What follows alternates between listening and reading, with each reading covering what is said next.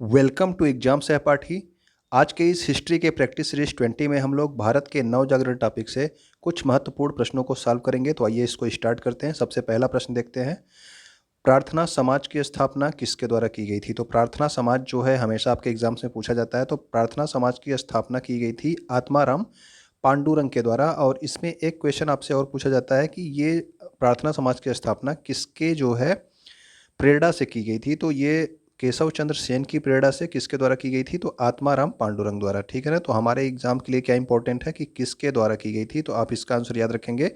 प्रार्थना समाज की स्थापना आत्माराम पांडुरंग के द्वारा। और सन याद रखेंगे कब हुआ था, 1867 में मुंबई में। ठीक है ना, 1867 मुंबई में आत्माराम पांडुरंग के द्वारा प्रार्थना समाज की स्थापना की गई थी। क्वेश्चन नंबर 2 की ओर चलते हैं। क्वेश्चन नंबर 2 में है कि 1929 में शारदा अधिनियम के द्वारा लड़कियों के विवाह की आयु क्या निर्धारित की गई थी। तो शारदा विवाह अधिनियम जो है आपके जो है टेट और सुपर टेट इन सब एग्जाम्स में जरूर पूछा जाता है। तो इसका सन आप याद रखना, क्योंकि अधिकतर आपसे सन पूछ लिया जाता है कि शारदा अधिनियम जो है ये किस वर्ष आया था। तो शारदा अधिनियम 1929 में आया था। ठीक है ना। तो इसमें लड़कियों के विवाह की आयु क्या निर्धारित की गई, तो वो निर्धारित की गई थी आपकी 14 वर्ष। ठीक। तो इसमें जो मोस्ट इंपॉर्टेंट है वो आपका सन है। शारदा अधिनियम किस वर्ष आया, 1929 में। और यह विवाह के आयु से संबंधित अधिनियम था। ठीक है ना। यह भी आप याद रखना कि जो शारदा अधिनियम है वो विवाह की आयु से संबंधित अधिनियम है। और इसके द्वारा लड़कियों की विवाह की न्यूनतम आयु निर्धारित की गई, जो कि क्या निर्धारित की गई, 14 वर्ष। और लड़कों की न्यूनतम आयु क्या निर्धारित की गई, 18 वर्ष। ठीक। तो लड़कों की न्यूनतम आयु 18 वर्ष निर्धारित की गई। और लड़कियों की, अधिकतर लड़कियों के बारे में आपसे पूछा जाता है, तो लड़कियों की निर्धारित न्यूनतम आयु क्या निर्धारित की गई, ये हो गई आपकी 14 वर्ष। ठीक। अगला देखते हैं क्वेश्चन नंबर 3 की ओर। स्वामी दयानंद सरस्वती ने आर्य समाज की स्थापना कहाँ की थी। तो आर्य समाज की स्थापना आप सबको पता है कि दयानंद सरस्वती के द्वारा की गई थी। ठीक है, 1875 में की गई थी, ये भी आपको याद है। तो आप अब ये बताइए कि इसकी स्थापना की कहाँ गई थी। तो इसकी स्थापना की गई थी सबसे पहले बम्बई में स्थापना की गई थी। और बाद में इसकी जो है मुख्यालय कहाँ लेकर चला गया, तो बाद में इसका मुख्यालय चला गया था लाहौर में। ठीक है ना। तो इसकी स्थापना अगर आपसे पूछी जा रही है तो स्थापना इसका कहाँ पे किया गया था, तो ये हुआ था आपके बम्बई में। ठीक है। तो दयानंद सरस्वती, और इनका मूल नाम पूछा जाता है कि इनका जो है मूल नाम क्या था, यानी कि जो इनका बचपन का नाम क्या था, तो वो था आपका मूल शंकर। ठीक है, दयानंद सरस्वती के बचपन का नाम मूल शंकर था। और 7 अप्रैल 1875 को मुंबई में इन्होंने आर्य समाज की स्थापना की। तो सन आपसे पूछ लिया जाता है 1875, आप याद रखना। ठीक है, 1875, और किस जगह पे, मुंबई में। ठीक है। और दयानंद सरस्वती ने एक नारा दिया था, ये नारा भी आपसे पूछा जाता है, जो कि है वेदों की ओर लौटो। ठीक है, वेदों की ओर लौटो नारा किसने दिया था, ये दयानंद सरस्वती ने दिया था। और इनकी एक पुस्तक जो हमेशा पूछी जाती है आपसे, उसका नाम क्या है, सत्यार्थ प्रकाश। तो सत्यार्थ प्रकाश किसकी पुस्तक है, तो वो है स्वामी दयानंद सरस्वती की पुस्तक। ठीक। तो सत्यार्थ प्रकाश के बारे में भी आपसे पूछ लिया जाता है, ये स्वामी दयानंद की पुस्तक है। अगला क्वेश्चन देखते हैं, क्वेश्चन नंबर 4 में है कि रामकृष्ण मिशन की स्थापना किस वर्ष की गई थी। ठीक है, कहीं कहीं आपको जो है 1896 मिलता है, लेकिन आप क्या याद रखेंगे, जो कि आपके लिए प्रमाणित है, वो है 1897। तो रामकृष्ण मिशन की स्थापना किसने की थी, ये तो आपको पता होगा, क्योंकि हमेशा ये भी पूछा जाता है कि किसने स्थापना की थी। तो वो स्थापना की थी विवेकानंद ने। ठीक है ना। तो रामकृष्ण मिशन की स्थापना विवेकानंद के द्वारा की गई थी, स्वामी विवेकानंद के द्वारा। और ये आपको याद रखना है कि 1897 में इसकी स्थापना कहाँ पे की गई थी, तो इसकी स्थापना की गई थी आपकी कोलकाता में। ठीक है, तो कलकत्ता में स्थापना की गई थी किसकी, रामकृष्ण मिशन की। ओके, किसने की थी, स्वामी विवेकानंद ने। और स्वामी विवेकानंद के भी बचपन का नाम आपसे पूछ लिया जाता है, तो वो उनके बचपन का नाम क्या था, तो उनके बचपन का नाम था नरेंद्र नाथ दत्त। ठीक है, तो स्वामी विवेकानंद के बचपन का नाम नरेंद्र नाथ दत्त। और स्वामी दयानंद सरस्वती के बचपन का नाम क्या था, तो वो था आपका मूल शंकर। ठीक। तो ये दोनों आप याद रखना। 1897 में रामकृष्ण मिशन जो है की स्थापना की गई। रामकृष्ण परमहंस किसके गुरु थे, अगर आपसे ये पूछा जाए, तो रामकृष्ण परमहंस जो है स्वामी विवेकानंद के गुरु थे। ठीक है। और एक क्वेश्चन मैं आपसे पूछ रहा हूँ कि स्वामी विवेकानंद जो है शिकागो में किस वर्ष जो है सर्वधर्म सम्मेलन में शामिल होने के लिए शिकागो गए थे, अमेरिका में। ठीक है ना, किस वर्ष, आपको सन बताना है, किस सन में जो है वो सर्वधर्म सम्मेलन में जो है वहाँ जाके उन्होंने भाषण दिया था। ओके, क्वेश्चन नंबर 5 की ओर आते हैं। क्वेश्चन नंबर 5 है कि पंजाब में अहमदिया आंदोलन किसने प्रारंभ किया था। तो ये अहमदिया आंदोलन से क्वेश्चन आपसे पूछ लिया जाता है। तो पंजाब में ये स्टार्ट हुआ था। सबसे पहले तो आप ये भी जान लीजिए कि अहमदिया आंदोलन कहाँ पे स्टार्ट किया गया था। तो अहमदिया आंदोलन स्टार्ट किया था पंजाब में। स्टार्ट किसने किया था? तो ये था आपके मिर्ज़ा गुलाम अहमद का। सन आपको याद रखना चाहिए, सन आपका 1889। सन इसमें नहीं पूछा जाता है, इसमें अधिकतर जो है मैंने देखा है तो इसमें केवल आपसे नाम पूछ लिया जाता है। तो नाम आप याद रखना कि अहमदिया आंदोलन किससे संबंधित है? मिर्ज़ा गुलाम अहमद से। ठीक है, अगला क्वेश्चन देखते हैं हम लोग। अगला क्वेश्चन है कि सत्य शोधक समाज की स्थापना किसके द्वारा की गई? तो सत्य शोधक समाज आप सबको पता है, ये जो है काफ़ी इंपॉर्टेंट क्वेश्चन है आपका। सत्य शोधक समाज अगर आपकी बात आ जाए तो इसके जो संस्थापक थे वो कौन थे? वो थे आपके ज्योतिबा फुले। ठीक है ना। तो आप इस सन भी याद रखना इसके बारे में कि इनका जो किस सन में ये स्थापित किया गया था। तो सत्य शोधक समाज जो है आपके 1873 1873 ईस्वी में स्थापित किया गया था सत्य शोधक समाज। और किसने स्थापना की थी? तो वो की थी ज्योतिबा फुले ने। ठीक है। और इनकी एक पुस्तक के बारे में आपसे पूछा जाता है, गुलामगिरी किसकी पुस्तक थी? तो गुलामगिरी किसकी पुस्तक थी?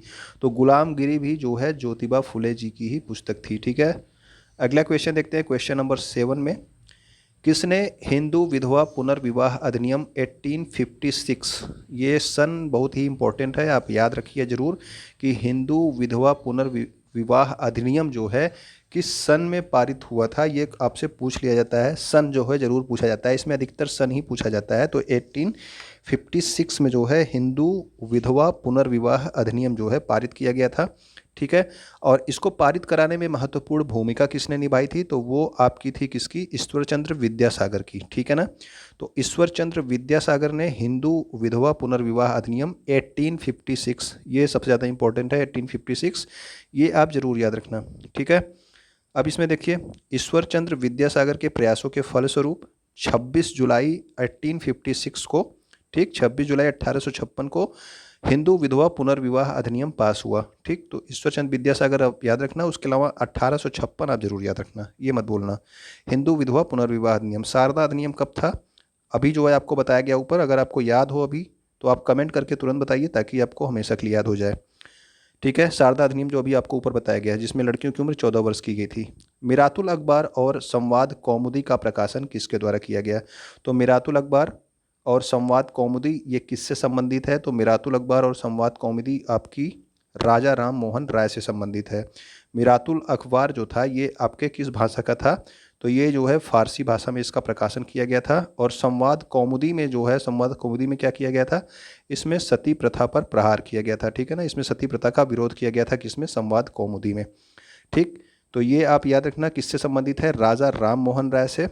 और राजा राम मोहन राय के प्रयासों से ही जो है सती प्रथा का अंत हुआ था विलियम बेंटिक के समय में 1829 में। ठीक।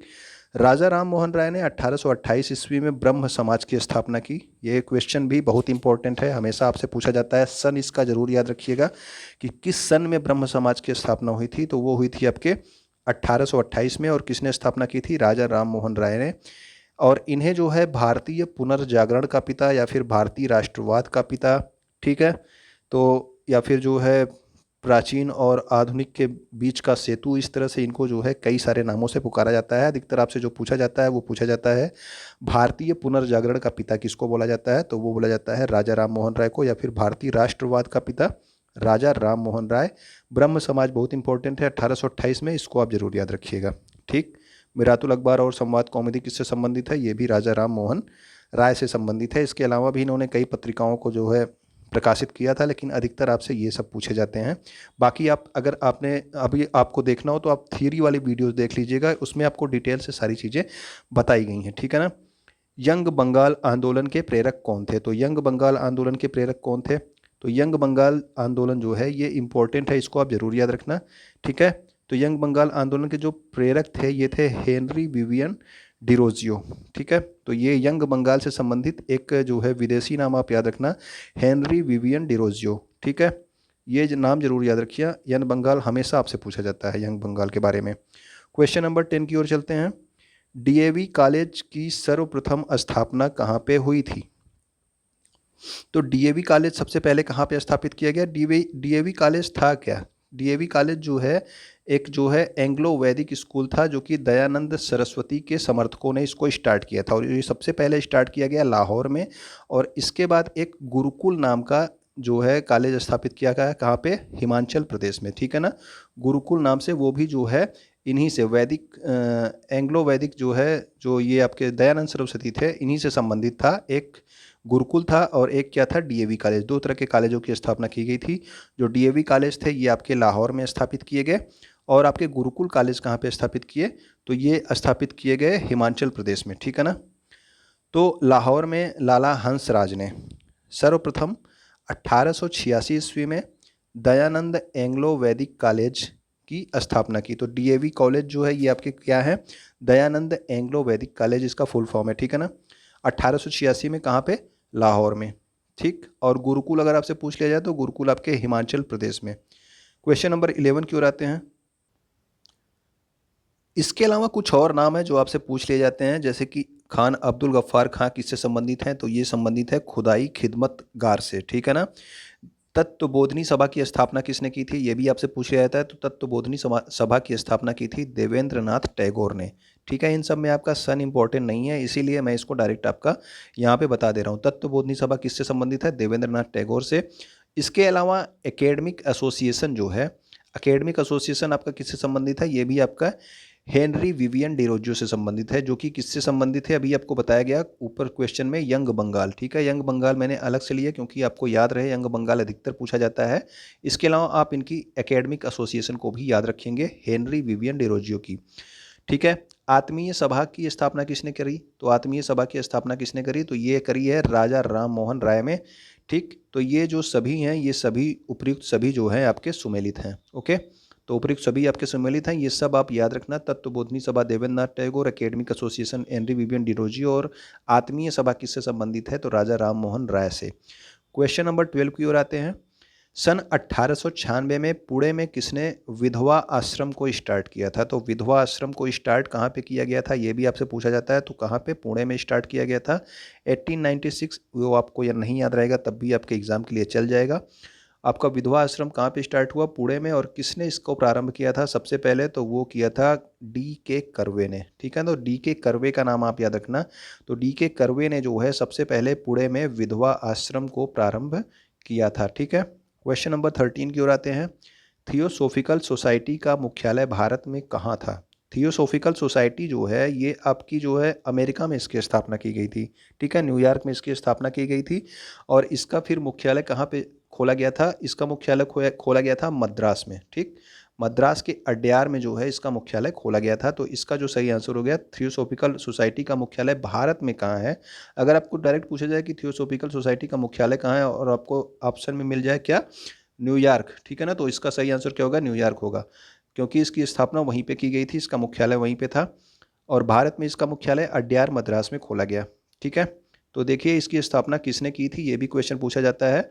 तो ये आप याद रखना, दो नाम इंपॉर्टेंट है। थियोसोफिकल सोसाइटी की स्थापना न्यूयॉर्क में हुई थी, ठीक। और इसने हेनरी अल्काट, जो कि अमेरिकी कर्नल था, और रूसी महिला जिसका नाम क्या था, मैडम HP ब्लाउटस्की, ठीक है। HP ब्लाउटस्की और हेनरी अल्काट, ये दोनों नाम आप याद रखना, किससे संबंधित, थियोसोफिकल सोसाइटी से। और भारत में इसका मुख्यालय कहाँ पे था, तो अड्यार मद्रास में, ओके।